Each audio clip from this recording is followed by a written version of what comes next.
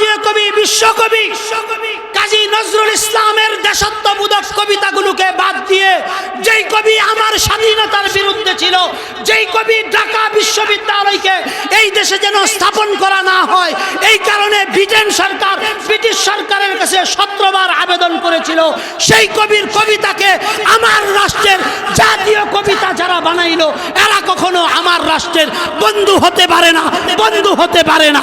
কথা ঠিক কি ঠিক না বলেন?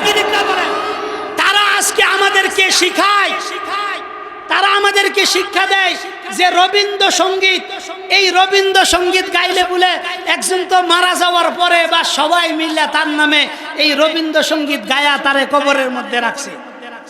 আল্লাহ কয় তাড়াতাড়ি ভাড়া, তাড়াতাড়ি ভাড়া পাঠাইলে কাজ কি?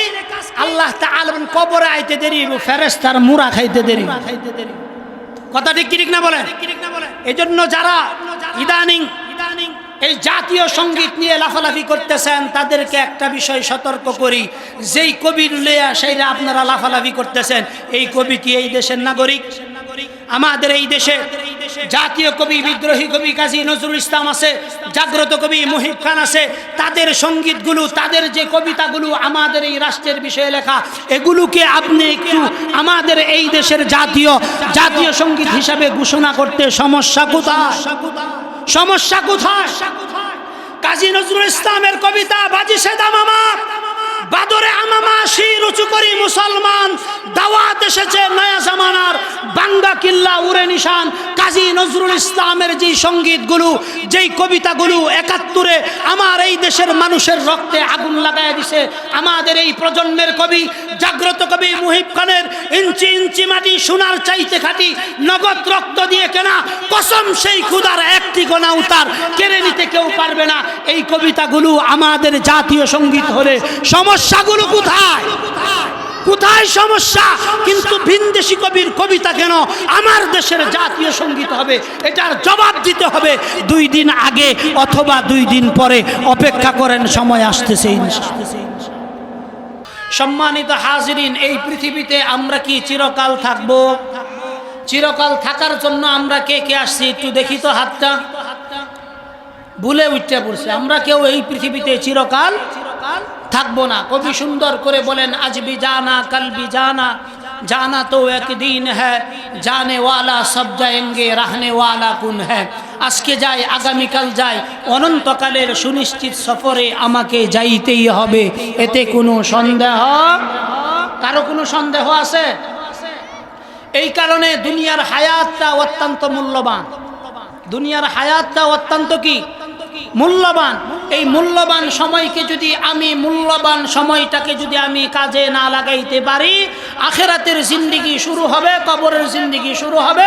আমার পস্তাতে পস্তাতে, আফসুস করতে করতে জীবনের কোনো কুল কিনারা থাকবে না। কিন্তু মরার পরে আফসুস করলে সেই আফসুসের কোনো ফায়দা হবে। কবি খুব সুন্দর করে বলেন, রুনে কে ওয়াক্ত রুয়া নেহি, वक्त जाने के बाद रोने से कोई फायदा नहीं। যখন কাদার সময় তখন যদি আমরা না কাঁদি, সময় চলে গেলে কেঁদে কেঁদে হয়রান হব, কিন্তু এই কাদার ন্যূনতম কোনো ফায়দা হবে? বিদায় এই পৃথিবীতে আল্লাহ তাআলা আমাদেরকে আশরাফুল মাখলুকাত হিসেবে সৃষ্টি করেছেন এবং আমাদেরকে সৃষ্টির সেরা জীব হিসেবে আল্লাহ তাআলা দুনিয়াতে পাঠাইছেন। কথা ঠিক না বেঠিক? আপনারা বলেন তো, আমরা যারা এই দুনিয়াতে মানুষ হিসাবে আসছি, আমরা কি আল্লাহ তাআলার কাছে আগে থেকেই দরখাস্ত করে আসছি, না তিনি আমাদেরকে দরখাস্ত ছাড়াই এই পৃথিবীতে মানুষ হিসাবে পাঠিয়েছেন? বলেন সবাই। দরখাস্ত ছাড়াই আমাদেরকে কি করছেন? মানুষ হিসাবে প্রেরণ করেছেন। যেহেতু আল্লাহ তাআলা আমাদেরকে এই দুনিয়াতে প্রেরণ করেই ফেলেছেন এবং আশরাফুল মাখলুকাত হিসাবে সৃষ্টি করেছেন, তো আমার জীবনের একটা লক্ষ্য, উদ্দেশ্য, গরজ, মৌজু থাকা উচিত। কথা ঠিক কি ঠিক না বলেন? আমরা বিবাহ করি কি জন্য? যেন আমাদের যৌবিক চাহিদা পূরণ করতে পারি। কথা ঠিক না বেঠিক? সন্তান যেন স্ত্রীর ঘর থেকে আমাদের সন্তান আসতে পারে এই কারণে বিবাহ করি, বার্ধক্যের বয়সে আমার খেদমতের একজন সঙ্গী যেন হয়ে যায়, এবং আমি দূর দূরান্ত থেকে আসলে আমাকে একটু বাদ বেড়ে দেওয়া, তারপরে আমার একটু খেদমত করা, তারপরে আমার কাপড়লতাগুলো ধুয়ে দেওয়া ইত্যাদি কারণে আমরা আমাদের পরিবারগুলোকে সাজাই। কথা ঠিক কি ঠিক না বলেন? আপনি বিবাহ করলেন, বউ আপনার খেদমত করে না, আপনার কোনো কথা শুনে না, এই বউকে কি আপনি রাখবেন? বলেন, কথা রাখবেন? কেউ কি জন্য রাখবেন না বলেন? যেই কারণে তাকে আমি আনছি এই উদ্দেশ্য তাকে দিয়ে হচ্ছে না। কথা ঠিক না বেটি? আল্লাহ তাআলা আমাদেরকে মানুষ হিসাবে সৃষ্টি করেছেন, শুধু সৃষ্টি করে ক্ষান্ত হইছেন না, আশরাফুল মাখলুকাত হিসাবে, সৃষ্টির সেরা জীব হিসাবে যেই রব আমাদেরকে এই দুনিয়ার ভিতরে সৃজন করলেন, যেই মানুষগুলো সেই রবের কৃতজ্ঞতা আদায় করতে পারে না, সেই রবের কুদরতি কদমে সাজদা দিতে পারে না, এদের মতো কপাল পোড়া দুর্ভাগা আল্লাহর জমিনে আর কেউ নাই। কথা ঠিক কি ঠিক না বলেন? আপনি মনে করতেছেন আল্লাহ তাআলা এই দুনিয়াতে প্রেরণ করছেন আপনাকে, সৃষ্টি করছেন আপনাকে এই দুনিয়াতে, তিনি শুধু সৃষ্টি করেই ক্ষান্ত হন নাই, আপনার প্রতিটা সেক্টরে সেক্টরে যা কিছু প্রয়োজন রব আপনাকে সাবলীলভাবে চাওয়ার আগেই সব কিছু ব্যবস্থা করে দিয়েছেন। কথা ঠিক কি ঠিক না বলেন? কোরআনে কারীমে আল্লাহ তাআলা বলেন, ওয়ালাকাদ খালাকনাল ইনসান, আল্লাহ তাআলা বলেন অবশ্যই অবশ্যই আমি মানুষদেরকে সৃষ্টি করেছি। আল্লাহ তাআলা বলেন মানুষদেরকে আমি সৃষ্টি করার পর আল্লাহ তাআলা বলেন মানুষের যত প্রয়োজন এই দুনিয়াতে হয়েছে সকল প্রয়োজনগুলো মিটানোর জন্য যা যা প্রয়োজন সব কিছু আমি রব কুদরতিভাবে আমার বান্দার জন্য বরাদ্দ করে দিয়েছি। সুবহানাল্লাহ কইতেন না? মাঝে মাঝে কিছু সুবহানাল্লাহ বাড়ির লাইকেও রাখিয়া দিন, যে থইয়া হাইরা যায় বাড়িতে যায় কইবেন কিছু পকেটও জমায় ওরা একটু জোরে কর না সুবহানাল্লাহ। আল্লাহ তাআলা বলেন আমি মানুষকে সৃষ্টি করেছি, দুনিয়ার ভিতরে যত সৃষ্টি আছে রব বলেন সকল সৃষ্টির চাইতে আমি উত্তম সৃষ্টি হিসাবে মানুষকে এই পৃথিবীতে আমি প্রেরণ করেছি, আশরাফুল মাখলুকাত। আল্লাহ তাআলা বলেন ইন্না আকরামাকুম ইনদাল্লাহি আতকাকুম। আল্লাহ তাআলা মানুষকে এই দুনিয়াতে সৃষ্টি করেছেন, শুধু যেন তেন ভাবে সৃষ্টি করেন নাই, আকরামাকুম সম্মান দিয়ে রব আমাদেরকে সৃষ্টি করেছেন। এই যে রব আমাদেরকে সৃষ্টি করলেন দুনিয়ার ভিতরে এমনি এমনি সৃষ্টি করেন নাই, রব আমাদের কাছে সৃষ্টি করেছেন, আমাদেরকে সৃষ্টি করেছেন। সৃষ্টি করার পর তিনি আমাদের কাছে একটি জিনিস চান, সেই জিনিসের নাম হলো বান্দাকে আমি সৃষ্টি করছি। বান্দার যখন যা লাগে সব কিছু আমি দিছি। আল্লাহ তাআলা বলেন বান্দা তোমার মার গর্ভ থেকে নিয়ে এই জমিনে আসার আগ পর্যন্ত প্রতিটা মুহূর্ত মুহূর্ত বান্দা আমি তোমাকে নিয়ামত দিয়া ভরপুর করে দিছি। আমরা যখন আমাদের মায়ের উদরের মধ্যে আসলাম আল্লাহ তাআলা বলেন তুমি যখন তোমার মায়ের উদরের ভিতরে আসলা, কোরআনে কারীমে আল্লাহ তাআলা বলেন সুম্মা খালাকনান নুতফা ثم خلقنا النطفة علقة فخلقنا العلقة مضغة فخلقنا المضغة عظاما فكسونا العظام لحما চিল্লায়ে বলেন আল্লাহু আকবার। আল্লাহ বলেন বান্দা তোমাকে আমি যখন তোমার মার গর্ভে যখন তুমি আসলা, তোমার মার রেহেমের ভিতরে যখন তুমি আসলা, আসার পরে তোমার মার রেহেম থেকে নিয়ে তোমাকে এই জমিনে ভূমিষ্ঠ করার আগ পর্যন্ত আমি রব প্রতিটা সেক্টরে সেক্টরে তুমি না আসার আগেই তোমার জন্য কুদরতিভাবে সকল কিছুর ব্যবস্থা আমি করেছি। সব কিছুর ব্যবস্থা যিনি করলেন তিনি কে? আসতে হয়ে গেছে, আরো জোরে বলতে হবে তিনি কে? আল্লাহ তাআলা বলেন বান্দা ثم خلقنا النطفة علقة فخلقنا العلقة আলাকাতা মুদগাতা ইযামা ফাকাসাউনাল ইযামা লাহমা। আল্লাহ বলেন, এক ফোঁটা নাপাক পানি থেকে বান্দা আমি তোমাকে সৃজন করেছি।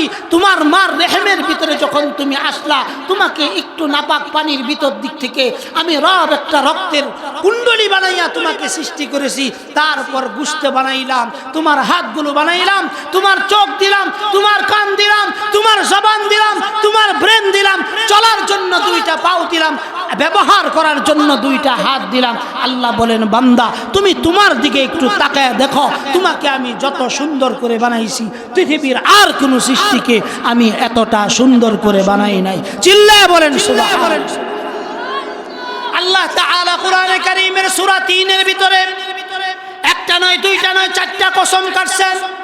আল্লাহ তাআলা বলেন, ওয়াত-তিন ওয়াজ-যাইতুন ওয়া তুর সিনিন ওয়া হাযাল বালাদিল আমিন। একটা নয়, দুইটা নয়, চারটা কসম খাওয়ার পর আল্লাহ তাআলা নিজে বলতেছেন, বান্দা চারটা কসম খাওয়ার পর আমি বলতেছি, লাকাদ খালাকনাল ইনসানা ফি আহসানি তাকওয়িম। আল্লাহ বলেন, বান্দা অবয়ব সুন্দর, এমন আকৃতি দিয়ে আমি তোমাকে বানাইছি, তুমি তোমার দিকে একটু তাকায় দেখো, তুমি নিজেই তো আশ্চর্য হয়ে যাবে। কথা ঠিক কি ঠিক না বলে? আল্লাহ বলেন, বান্দা তোমাকে সেখানে বানায় আমি ক্ষান্ত হই নাই। তুমি যখন তোমার মায়ের গর্ভের ভিতরে 6 মাস হয়ে গেল, 6 মাস যখন তোমার মায়ের গর্ভের ভিতরে তুমি আসো, দুনিয়ার ভিতরে আসবা, দুনিয়ার ভিতরে আসলে এই ফিতনা ফাসাদের এই দুনিয়া, যার জীবাণু ভরপুর যেই দুনিয়া, এই দুনিয়ার ভিতরে তুমি আসবা, প্রতিষেধক হিসাবে আমি রব তুমি দুনিয়াতে আসার 6 মাস আগে তোমার মায়ের 2টা স্তনের ভিতরে তোমার জন্য এমন প্রতিষেধক ঔষধ রাখছি, এমন দুগ্ধ আমি তোমার জন্য দিয়েছি, এটা পান করতে দেরি হবে।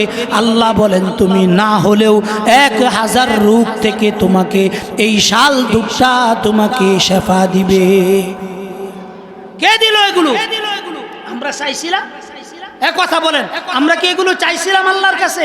কোনো কিছুই চান না, চাইছি না আল্লাহর কাছে। চাওয়ার আগেই রব আমাদেরকে দান করে দিবেন।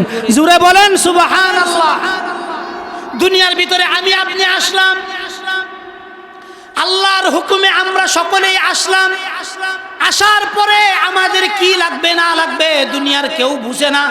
আল্লাহ তাআলা বলেন, বান্দা তোমার যা যা কিছু প্রয়োজন সব কিছু আমি রব তোমার জন্য, তুমি চাওয়ার আগেই আমি রব তোমার জন্য গায়বীভাবে ব্যবস্থা করে দিয়েছি। কি ব্যবস্থা করলেন? আমার মার বুকের স্থানের ভিতরে আল্লাহ তাআলা কুদরতিভাবে আমার জন্য এমন সুষম খাদ্যের ব্যবস্থা করে দিলেন, পৃথিবীর কোনো ডাক্তারের বাবারও ক্ষমতা নাই ওই খাদ্যের সমকক্ষ কোনো খাদ্য তৈরি করার। কথা ঠিক কি ঠিক না বলেন? আজকের দিনে যেই সমস্ত বাচ্চারা, আগেকার দিনে আমাদের মা চাচিরা আমাদেরকে মার পেট থেকে পড়ার পরে শাল দুধ খাওয়াইতো, কিন্তু এখন ডিজিটাল যুগ আইসা গেছে যে মাদের একটু সন্তানের প্রসব বেদনা সহ্য তো করবেই না, বরঞ্চ সন্তান হওয়ার 4 দিন আগেই মারা যায় হসপিটালে পেট কাইটা বাচ্চা হওয়ার জন্য যায় বৈশা থাকে। কথা ঠিক কি ঠিক না বলে? এই যে পেট কাইটা বাচ্চা হওয়ার জন্য যায় বৈশা থাকেন, এই বৈশা থাকার কারণে ক্ষতিটা কি হয়? বাচ্চা থাকে এক বেডে, মা থাকে আরেক বেডে, বাচ্চাকে শাল দুধ খাওয়ানোর সুযোগ থাকে। কথা ঠিক কি ঠিক না বলে? এই কারণে দেখবেন যেই বাচ্চাগুলো নরমাল ডেলিভারিতে হয় এগুলো যেই রকম হৃষ্টপুষ্ট শক্তিশালী থাকে, আর যেগুলো সিজারিয়ানের মাধ্যমে হয় এগুলো ওই রকম হৃষ্টপুষ্ট থাকে না। কারণ যেই বাচ্চাটা নরমাল ডেলিভারিতে হয় এইটা মার লজ্জাস্থান দিয়ে আসার কারণে তার শরীরের ভিতরে এমন কিছু শক্তিমত্তা আল্লাহ তাআলা এক্সট্রা যোগ্যতা তার ভিতরে দান করেন, যেটা পেট কেটে বাচ্চা বের করা হয় এটার ভিতরে এই যোগ্যতা থাকে না। ওইটা হয়ে যায় হাইব্রিড, আর যেইটা নরমাল ডেলিভারিতে হয় এইটা জেনুইন হয়। এই কারণে দুইটার ভিতরে পার্থক্য। সিজারিয়ান বাচ্চাদের রোগ বালাই একের পর এক লাগেই থাকে। হ্যাঁ, কথা ঠিক না? ঠিক বলেন। থাকে কারণ আল্লাহ যে কুদরতি সিস্টেম দিছে, এই কুদরতি সিস্টেমের বাহিরে যেইটাই আসবে এটাতেই আল্লাহর নারাজি আছে। কথা ঠিক কি ঠিক না বলেন? এখন আপনারা বলতে পারেন যে হুজুর সবাই তো আর সিজারিয়ান ইচ্ছা করে, অধিকাংশরাই ইচ্ছা করে, কষ্ট সহ্য করবে না, এই কারণে করে। অথচ সন্তানকে প্রসব বেদনার যে কষ্ট, এটার দ্বারা কি মাদের আল্লাহ তাআলা কোনো আলাদা দারাজাত দেন নাই? নেকির কারণ দেন নাই? কোরআনে কারীমে আল্লাহ তাআলা বলেন ওয়াসাইনাল ইনসানা বিওয়ালিদাই হামালাতহু উম্মুহু কুরহান ওয়া ওয়াদাআতহু কুরহা ওয়া হামলুহু ওয়া ফিসালুহু 30 শাহরা হাত্তা ইযা বালাগা আশুদ্দাহু ওয়া বালাগা 40 সানা। আল্লাহ তাআলা বলেন ওয়াসাইনাল ইনসান, আল্লাহ তাআলা আমাদেরকে আদেশ করতেছেন, হে মানুষ, তুমি তোমার মার সাথে তোমার বাবার সাথে উত্তম ব্যবহার করো। আমরা রবকে প্রশ্ন করলাম, রব কি জন্য আমরা আমাদের মা বাবার সাথে উত্তম ব্যবহার করব? আল্লাহ তাআলা বলেন হামালাতহু উম্মুহু, আল্লাহ বলেন তোমার মা তোমাকে পেটের মধ্যে রাখছেন, কুরহান ওয়া ওয়াদাআতহু কুরহা, রব বলেন তোমার মা শুধু তোমাকে গর্ভের মধ্যে রাখছেন তা না, একটার পর একটা কষ্ট সহ্য করে তোমাকে জন্ম দিয়েছেন।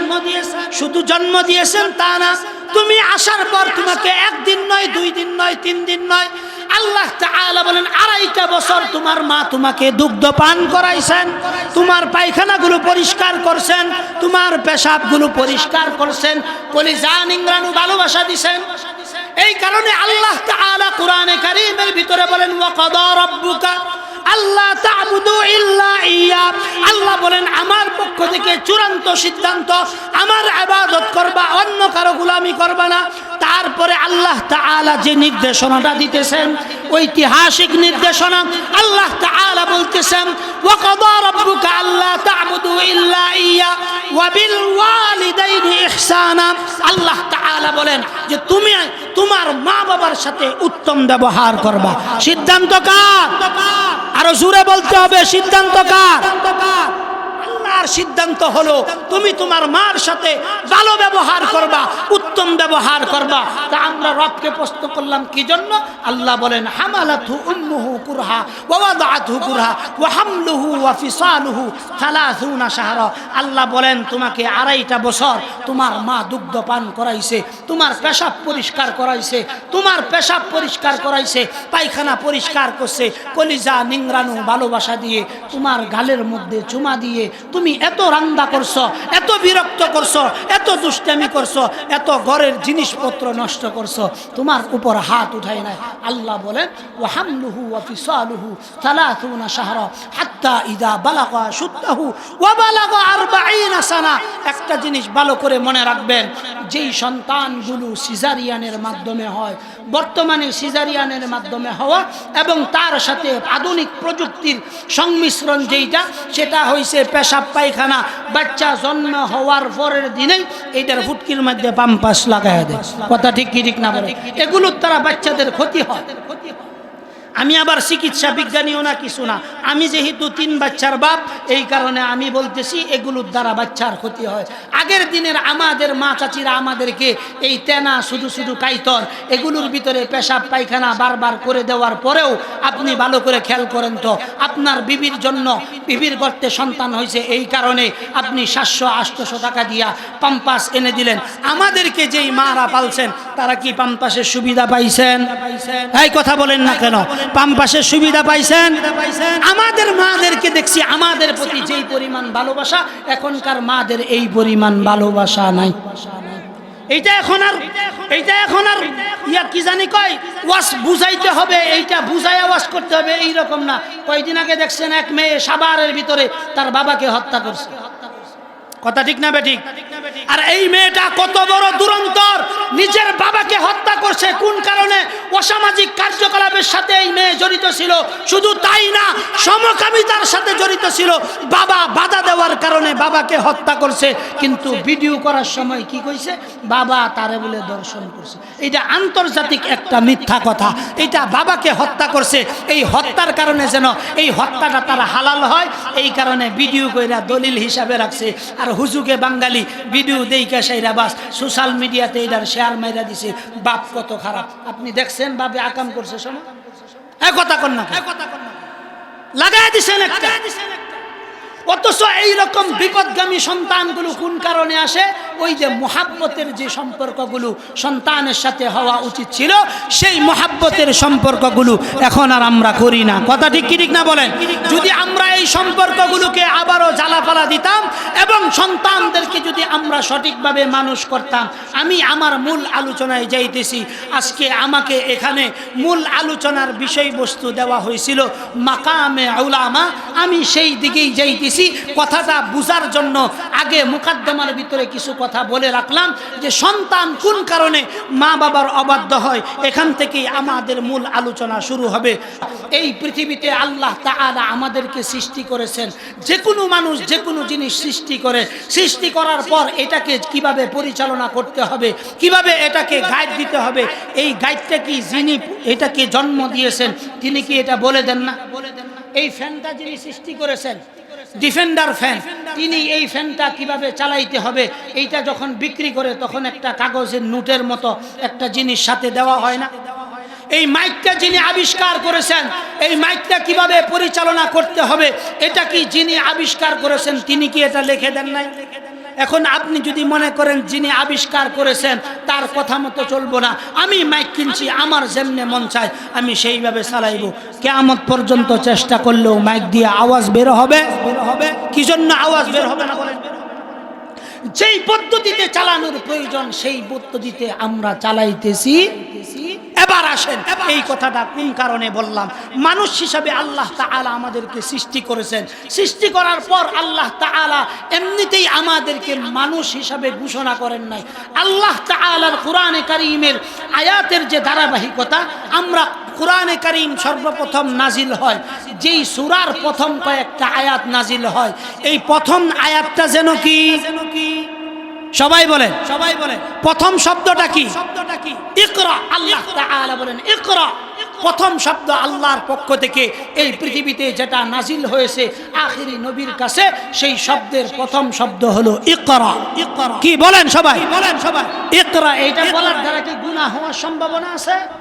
যদি গুনাহ হওয়ার সম্ভাবনা না থাকে তাহলে আমার সাথে আরেকটু পড়েন ইকরা। সবাই পড়েন ইকরা। হরফ কয়টা হিসাব রাখেন? 10টা করে নেকি আছে। কয়টা কইরা?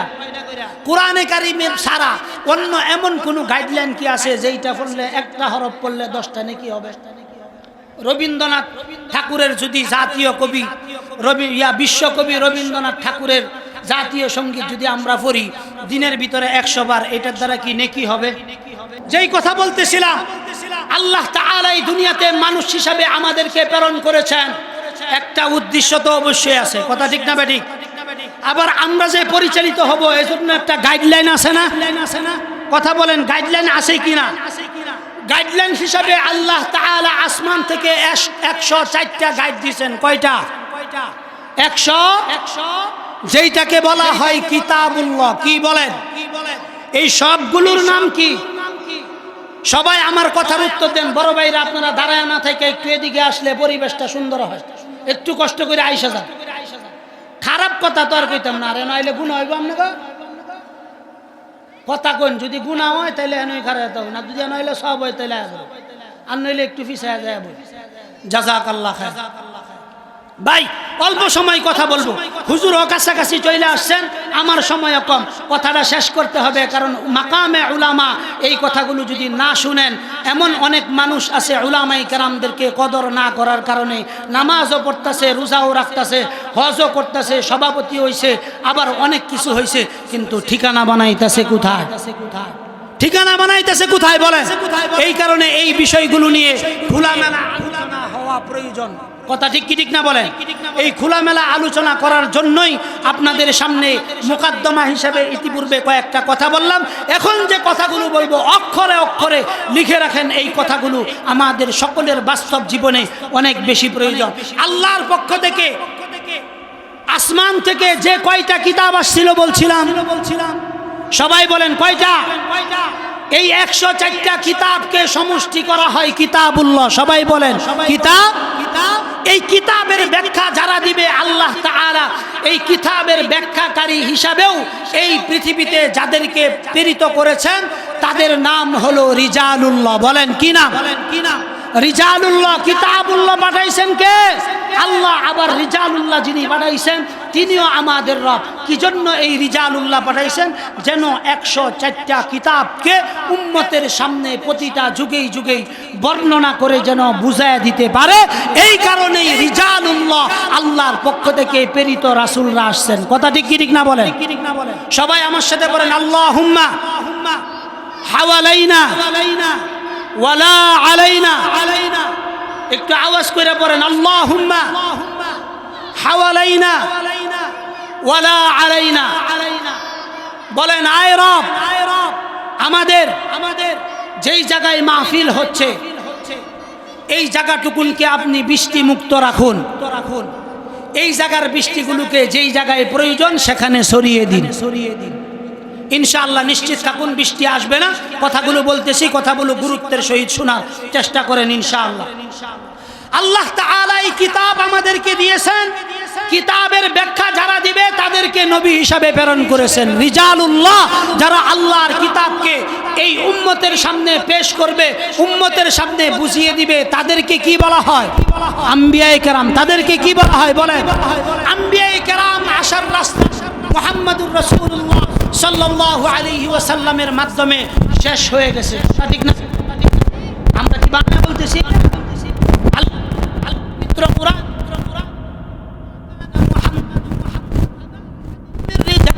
ولكن رسول الله وخاتم النبيين وكان الله بكل شيء عليما। আল্লাহ তাআলা বলেন মুহাম্মদ সাল্লাল্লাহু আলাইহি ওয়াসাল্লাম তোমাদের কারো পিতা নয়, তিনি হলেন আখিরি নবী। তিনি আখিরি নবী, তিনার পরে আর কোনো নবী আসবে না। নবী আসার রাস্তা আল্লাহ তাআলা বন্ধ করে দিয়েছেন। নবীও বলছেন আনা খাতামুন নাবিয়্যিন লা নাবিয়্যা বাদি, আমি হইলাম শেষ নবী, আমার পরে আর কোনো নবী আসবে না। তার মানে বোঝা গেল নবী আসার রাস্তা বন্ধ। কথা ঠিক না বেঠিক? আচ্ছা, নবী আসার রাস্তা বন্ধ, কিন্তু নবীর কাজ কি বন্ধ আছে? সবাই বলেন নবীর কাজ কি বন্ধ আছে? নবী চলে গেছেন। নবী চলে যাওয়ার পর নবী কিছু কথা বলে গেছেন যে আমি যাওয়ার পরে আমার এই উম্মতকে রাহবরি করার জন্য, উম্মতকে পরিচালনা করার জন্য যুগের উলামায়ে কেরাম, প্রত্যেক যুগের উলামায়ে কেরাম নবীর ওয়ারিস হিসাবে তারা উম্মতের খেদমতে নিজেদেরকে আত্মনিয়োগ করবে। সেই জাতির নাম আল্লাহর রাসূল সাল্লাল্লাহু আলাইহি ওয়াসাল্লাম দিয়ে গেছেন উলামা। বলেন তারা কি? উলামা। নবী বলছেন নায়েবে নবী। নবী চলে যাওয়ার পর নবীর যতগুলো দায়িত্ব আছে সমস্ত দায়িত্বগুলো পালন করবে কারা? মসজিদের মিম্বর থেকে হক কথাগুলো বলবে সেই যে আল্লাহ তাআলা এই দুনিয়ার ভিতরে আমাদেরকে প্রেরণ করেছেন গাইডলাইন হিসাবে, আমাদেরকে দিয়েছেন কুরআনুল কারীম। গাইডলাইন হিসাবে কি দিয়েছেন বলেন? কিয়ামত পর্যন্ত পৃথিবীর ভিতরে যত সমস্যা আসবে যুগে যুগে ব্যাখ্যাকারী হিসাবে সমাধান দিবে একমাত্র আল্লাহ তাআলার কুরআন, এটাকে সমাধান দিবে। কথা ঠিক না বলেন? কিন্তু এই সমাধানের ব্যাখ্যা খুঁজবে কারা? বলেন সবাই বলেন কারা খুঁজবে ব্যাখ্যা? উলামায়ে কেরাম। আল্লাহ তাআলা প্রত্যেক নবীদেরকে কিছু দায়িত্ব দিয়েছেন। নবী চলে যাওয়ার পর উম্মতের উলামায়ে কেরামদের উপরে কিছু দায়িত্ব দিয়েছেন। এক নাম্বার দায়িত্ব ইয়াতলু আলাইহিম। আল্লাহ তাআলার যে কোরআনে কারীম আল্লাহ তাআলা নাজিল করেছেন, নবীদেরকেও দায়িত্ব দিয়েছেন, আমাদেরকেও দায়িত্ব দিয়েছেন। আমাদের উপর কি দায়িত্ব দিয়েছেন? নবীদের উপর যেই দায়িত্ব ছিল আমাদের উপরও একই দায়িত্ব দেওয়া হয়েছে। জোরে বলেন সুবহানাল্লাহ। কুরআনে কারীমে আল্লাহ তাআলা বলেন হুয়াল্লাযী বা'আসা ফিল উম্মিয়্যিনা রাসূলাম মিনহুম ইয়াতলু আলাইহিম আয়াতিহি ওয়া ইউযাক্কিহিম ওয়া ইউআল্লিমুহুমুল কিতাবা ওয়াল হিকমাতা ওয়া ইউআল্লিমুকুম মা লাম তাকুনু তা'লামুন। চিল্লায় বলেন আল্লাহু আকবার। আল্লাহ তাআলা বলেন প্রত্যেক নবীকে, শুধু প্রত্যেক নবী না, আমাদের নবীকেও আল্লাহ তাআলা এই দায়িত্ব দিয়েছেন। নবী আমার আপনার উপর দায়িত্ব হলো আমার পক্ষ থেকে আপনার উপর যে কোরআনে কারীম নাযিল করা হয়েছে এই কোরআনে কারীমের তেলাওয়াতগুলো আপনি করবেন। নবীদের প্রথম দায়িত্ব কি বলেন? সবাই বলেন নবীদের প্রথম দায়িত্ব কি? তেলাওয়াত করা। আল্লাহ তাআলার পয়গম্বর পয়গম্বরের উপরে যে দায়িত্ব দেওয়া হয়েছে উম্মতের উলামায়ে কেরামদের উপরও একই দায়িত্ব। উম্মতের উলামায়ে কেরামদের কাজ হলো প্রতিদিন অন্তত কোরআনে কারীম থেকে কিছু অংশ তেলাওয়াত করা। يتلو عليهم آياته ويزكيهم ويعلمهم الكتاب والحكمة ويعلمكم ما لم تكونوا تعلمون। আল্লাহ তাআলা বলেন আপনি কোরআনে কারীম থেকে তেলাওয়াত করবেন, তেলাওয়াত করার পর ওখান থেকে যা আপনি শিখবেন, ব্যাখ্যা বুঝবেন, ওই ব্যাখ্যা আমার উম্মতের কাছে পৌঁছায় দিবেন। আবার তাদেরকে আরেকটি কাজ করবেন, ওয়ায়ুযাক্কিহিম, তাদেরকে ইসলাহ করবেন। আজকের যে ইসলাহি মাহফিল উদ্দেশ্য একটাই, মানুষদেরকে আল্লাহর সঙ্গে জুড়িয়ে দেওয়া। মানুষদেরকে কার সঙ্গে জুড়িয়ে দেওয়া বলেন? তাইলে নবীদের দায়িত্ব কয়টা পাইলাম? চারটা। কয়টা?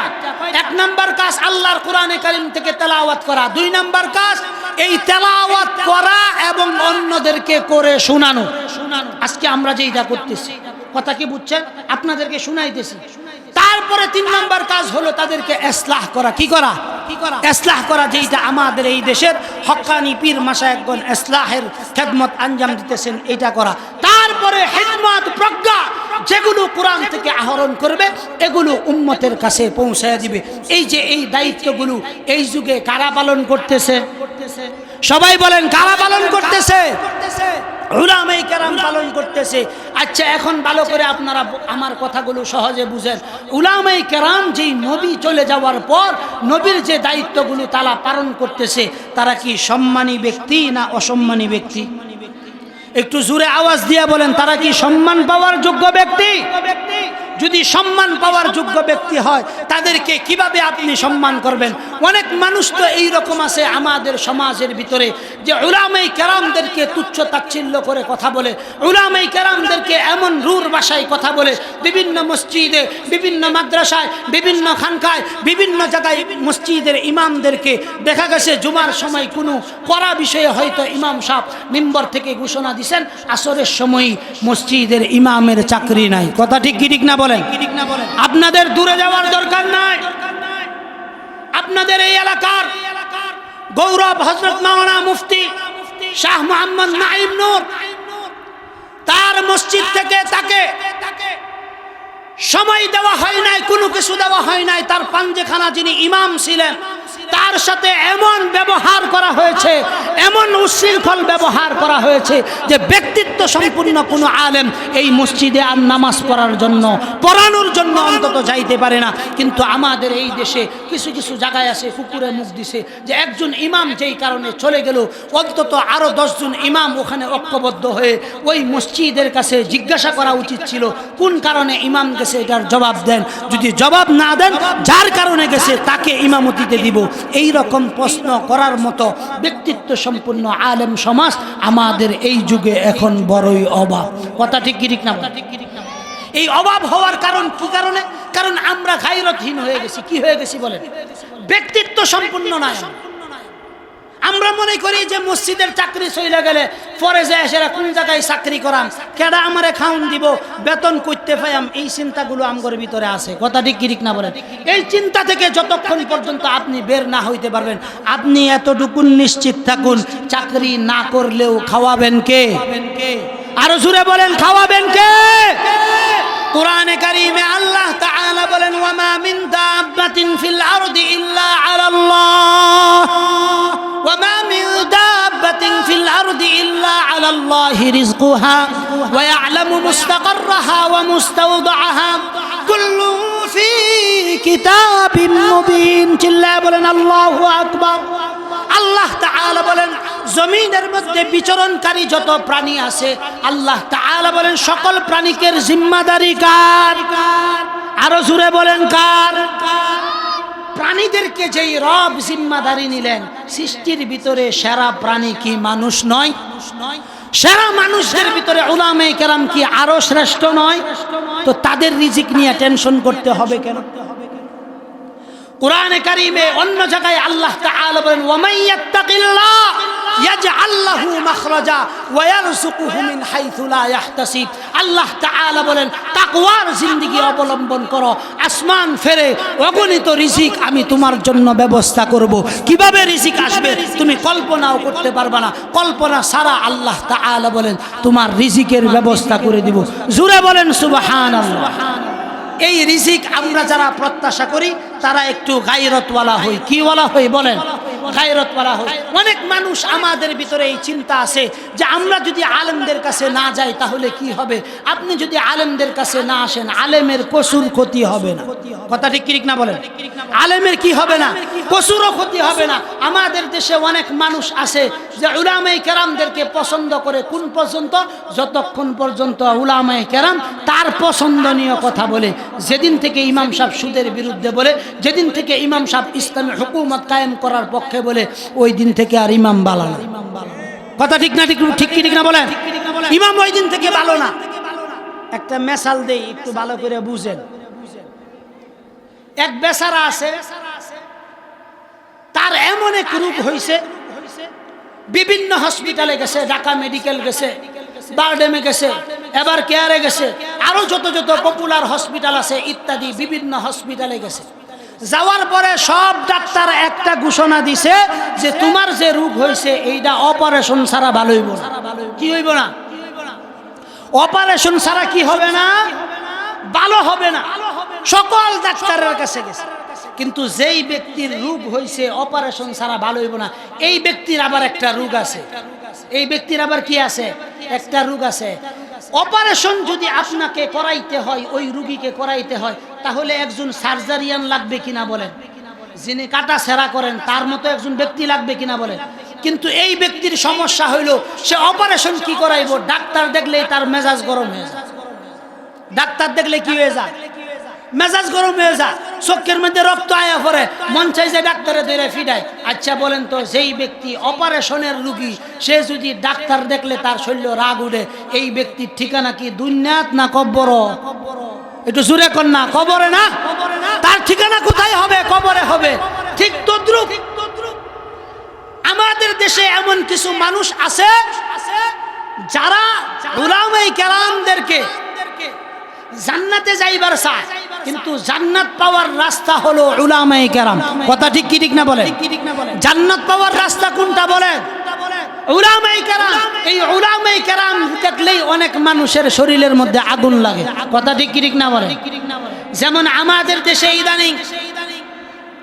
ইদানিং কিছু মানুষ বের হয়েছে যারা আমাদেরকে বিভিন্ন ট্যাগ দিয়া বিভিন্ন ভাবে আমাদেরকে কিছুটা হেয় প্রতিপন্ন করার চেষ্টা করতেছে। তুমগর আগে তুমগর বাফরাও আমগরে ট্যাগ দিছে, গটগট। আমরা ইত্যা ট্যাগের গটগটাই না, আমরা আল্লাহর জমিনে আল্লাহর দিন কায়েম করব।